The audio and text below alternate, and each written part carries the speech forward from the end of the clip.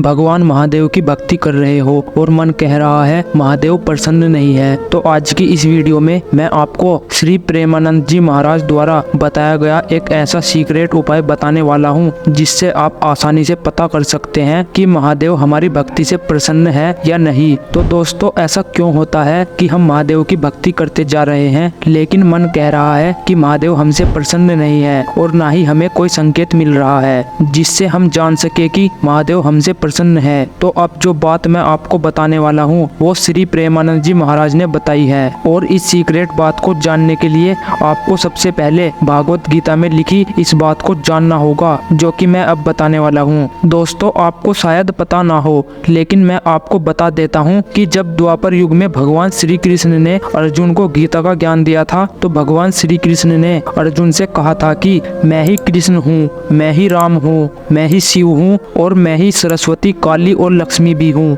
मैं ही पर ब्रह्म हूँ, मैं ही अविनाशी परमात्मा हूँ, मैं ही ज्ञान हूँ और मैं ही मोक्ष हूँ। इसका अर्थ हुआ कि भगवान कृष्ण ही सब कुछ है, भगवान श्री कृष्ण ही भगवान रामचंद्र जी है और भगवान श्री कृष्ण ही भगवान महादेव है। दोस्तों, त्रेता युग में भगवान श्री राम जब अपनी वानर सेना को लेकर रावण की लंका में प्रवेश करने जा रहे थे तो उससे पहले भगवान श्री राम ने भगवान महादेव की आराधना की थी। भगवान श्री राम ने सागर के तट पर एक शिवलिंग का निर्माण भी किया था और भगवान महादेव की आराधना की थी। खुद भगवान होते हुए भी भगवान श्री राम ने महादेव की आराधना क्यों की? दोस्तों, ऐसा इसलिए क्योंकि भगवान राम भगवान विष्णु जी के अवतार है और भगवान विष्णु भगवान महादेव को अपना आराध्य मानते हैं और भगवान महादेव भगवान विष्णु को अपना आराध्य मानते हैं।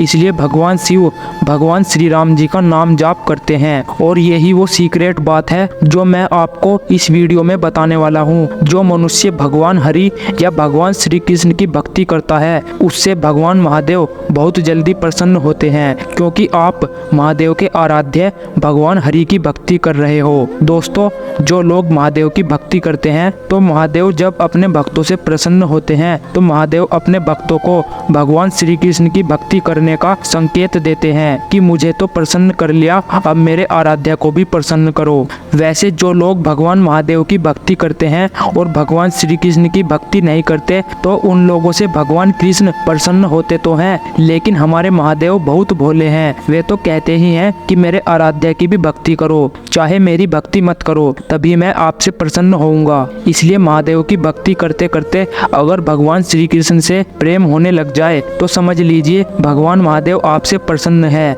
दोस्तों, मेरी बात का बुरा मत मानिएगा। अगर आप महादेव की भक्ति 20 साल से कर रहे हो या 40 साल से कर रहे हो और अभी भी आपको महादेव ही प्रिय लगते हैं तो समझ लीजिए अभी महादेव प्रसन्न नहीं हुए। जब महादेव प्रसन्न होते हैं तो अपने आप ही भगवान श्री कृष्ण प्रिय लगने लगते हैं। दोस्तों, ये रहस्य वृंदावन में रहने वाले श्री प्रेमानंद जी महाराज ने खुद बताया है, जिन्होंने अपने जीवन में लगभग 25 वर्ष तक बनारस में रहकर भगवान महादेव की भक्ति की है और अब वृंदावन में वास करके भगवान श्री कृष्ण की भक्ति कर रहे हैं। प्रेमानंद जी महाराज 2011 से वृंदावन में वास कर रहे हैं। 2011 तक महाराज जी ने बनारस में रहकर महादेव की भक्ति की है और महाराज जी ने खुद बताया है कि महादेव जब प्रसन्न होते हैं तब अपने वैष्णव को यानी अपने उस भक्त को वृंदावन का उपासी बना देते हैं। दोस्तों, सब भगवान एक है, कोई छोटे या बड़े भगवान नहीं है। शिव ही राम है और राम ही शिव है, शिव ही माँ काली है